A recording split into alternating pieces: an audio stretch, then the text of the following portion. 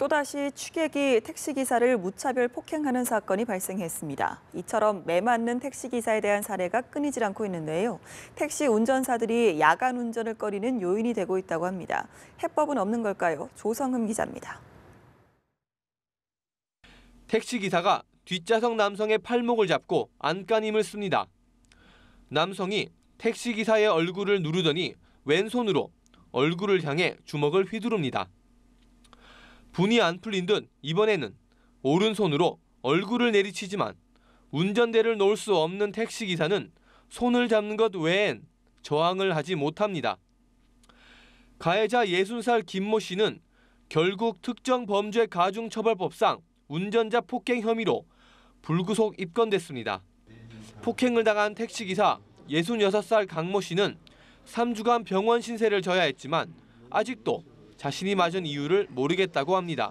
정신적으로 후유증도 많고 다시 일을 하려니까 그 마음이 준비가 되지도 않고 또다시 야간에 일을 해야 될까 하는 생각도.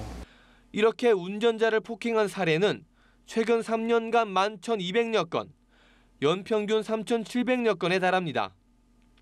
운전자를 폭행하면 자칫 교통사고로 이어져 다른 시민의 안전까지 위협할 수 있다는 취지에서 특가법이 시행 중이지만 오히려 증가세입니다.